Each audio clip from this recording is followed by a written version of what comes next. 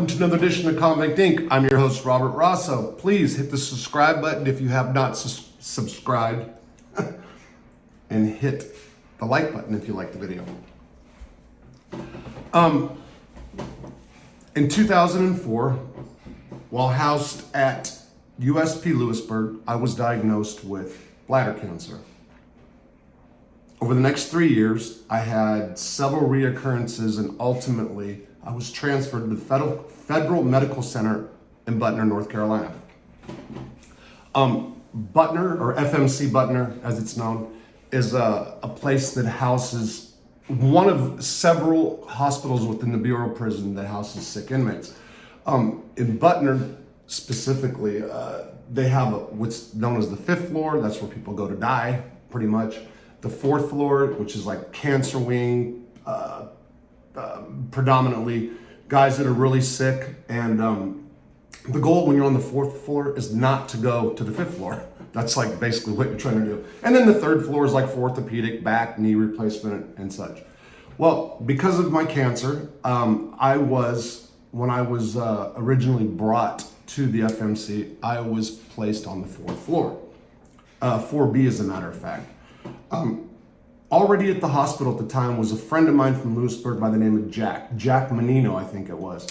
Jack was a Brooklyn guy. He wasn't a made guy or a mobbed up guy. Hung around all of them. Close friend of Danny Palma. Lived in J Block. I knew Jack pretty well. So I knew he was there. He was there for some form of a rectal cancer, I believe. Colon cancer. Yeah, that's what it was. And when I got there, the first thing that I did was go look Jack up. Now, Jack, being Italian and from New York, was already hanging around the older mob guys. Among them was a guy by the name of Greg DePalma. Now, Greg DePalma, when I met him, was in his late 70s, pretty much in a wheelchair most of the time. Heavyset guy with gray hair, bald on top, and he had one of those haircuts where he was losing his hair right here. So he liked to try to do the comb over sometimes. It was gray. Hair kind of unruly kept most of the time, but he's one of these larger than life mob guys. Like he was, his whole existence was based on the fact that he was a captain for the Gambino family, and he played the role he played the role all the way. Also, Greg was famous for starting a club in Westchester, the Westchester Premier Club in Staten Island or Manhattan. Because I'm not from New York and I've never been there, all my Italian friends know all about this club from the 70s. They made millions of dollars before they ran it into the ground and ended up, scamming the club, fraud stuff. Eventually, it was closed down because Greg and some of his friends or associates was burning the club. Now, Greg DePalma had many, many celebrity friends. Frank Sinatra, Dean Martin, Liza Minnelli. Willie Mays was like a real close friend of Greg's, and he talked about them nonstop. Now, let me back up. When Jack brought me to meet Greg, he told me that he had already, let him know who I was, the white prison gang member type guy or whatever. A lot of mob guys kind of get put off by that. They think immediately like Aryan Brotherhood, white gang member, junkie, stuff like that. I mean, that's just what it is.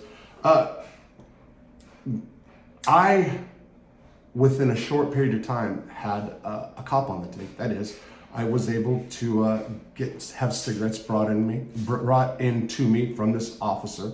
And Greg DePalma's existence in the hospital pretty much was chasing tobacco. Tobacco's contraband. It was, I should say, widely available in the hospital. And that's pretty much what Greg did. Get his commissary money, save very little, spend the rest on tobacco, and trade pills for it. I did not smoke tobacco, but I did do pills.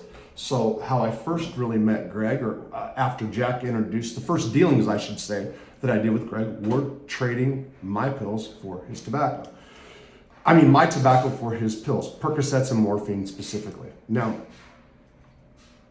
Greg had a guy who was taking care of him by the name of Carl. Carl was a homosexual out of New York somewhere.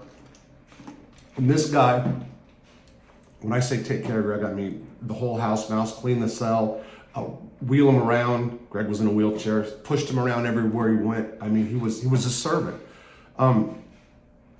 He also went out and did jobs, other people's laundry, sweep other people's cells, in exchange for tobacco, which he then turned around and gave Greg. So he was basically paying Greg when it looked like it should have been the other way around. This guy's like his house mouse. He's doing Greg's stuff. But what I ended up finding out was Greg had promised this guy that when he got out of prison, he was going to hook him up. He had a place for him to go. He had money out there waiting. He had a limousine going to wait for him, the whole nine. Like this guy had, and I knew this guy for a couple months, and I never for a second thought that this wasn't true based on how Greg acted. The day that Carl went home, I'll never forget, I went over to Greg's cell to trade him pills for tobacco, and he said, the fag's gone. He's like, yeah, I gave him an address. This address is an empty lot. So this guy who had been taking care of Greg for a year went out on the streets and thought he was whatever had it going on out there, and it was all a con game. I started hanging around Greg often, daily as a matter of fact. I'd go over there and just shoot the shit. By hanging out with Greg, I ended up meeting Tommy Karate, Matty the Horse. I already know Jojo Russo when he got there. Philly Black, Fat Sal Scalia, and a bunch of other guys. Well, actually, I met Carmine there, Persico, and Joey Testa at Greg's before I went across the street and ended up being house with those guys.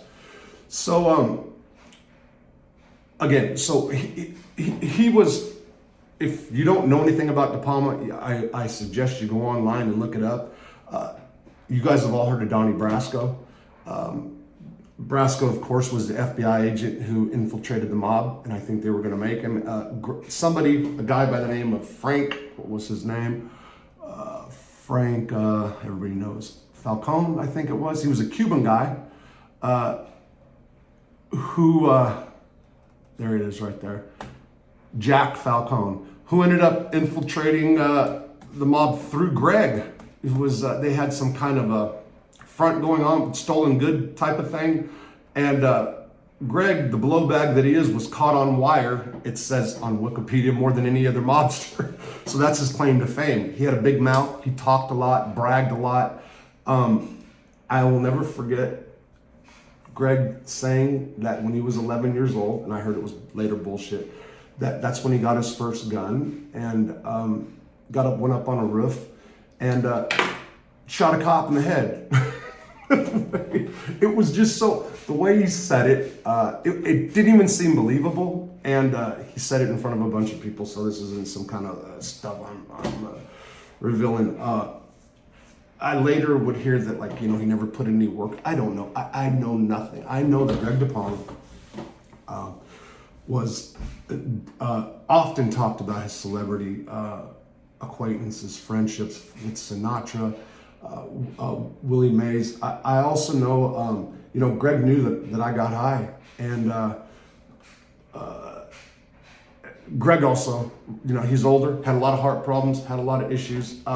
He liked oxycodone himself, and he did a bunch on the streets. We used to talk openly about it, and this isn't some kind of secret. Other people knew this. Now, let me say this. So, I got all Greg's Percocets every day. He then got a bunch of morphine. The guy had diabetes. His legs would swell up and bleed and all that stuff. Water on his heart. He's had heart attacks.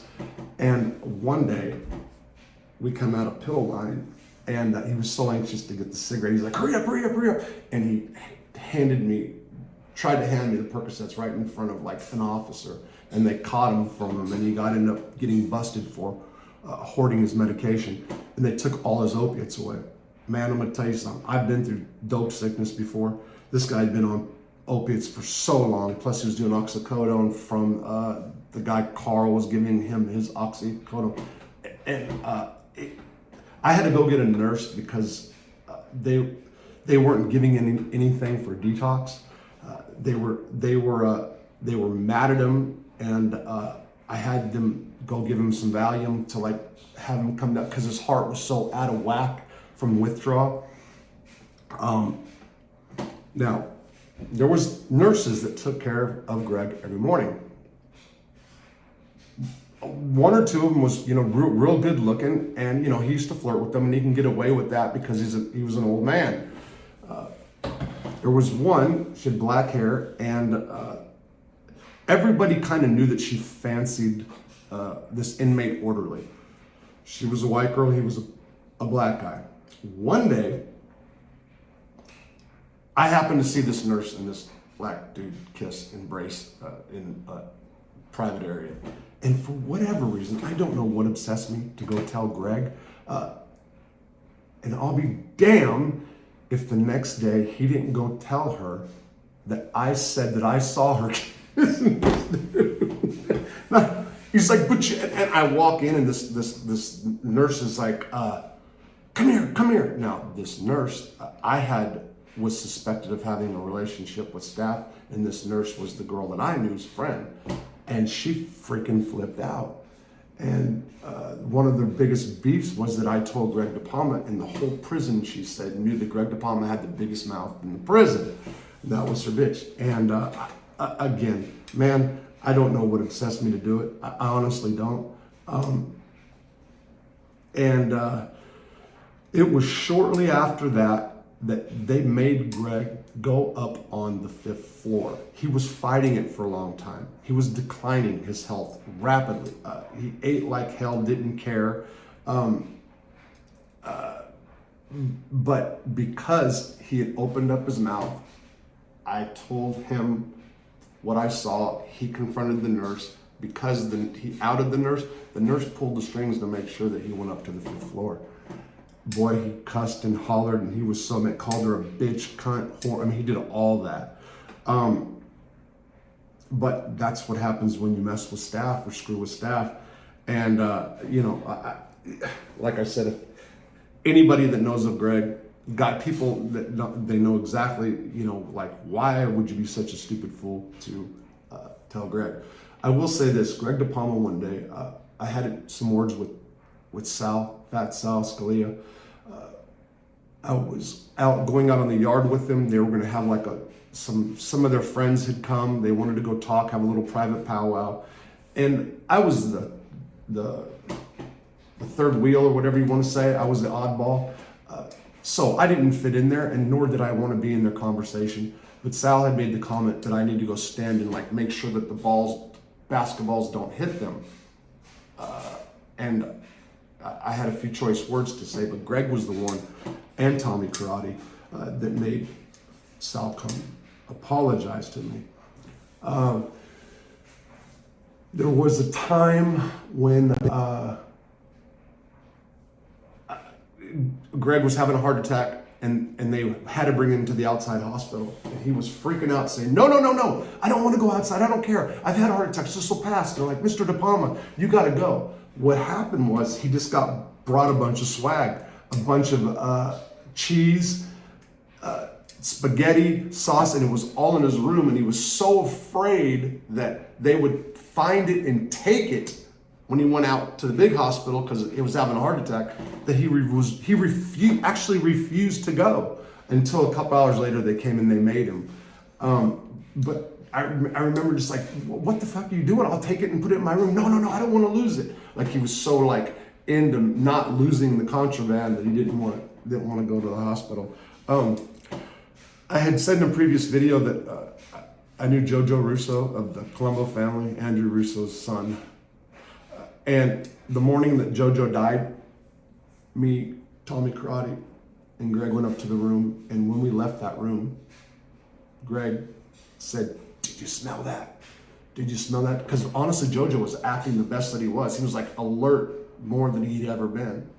And I said, "What?" And he said, "It's death. He's about to die." And sure enough, it wasn't an hour later that Jojo died. Greg hit that, nailed it right on the spot.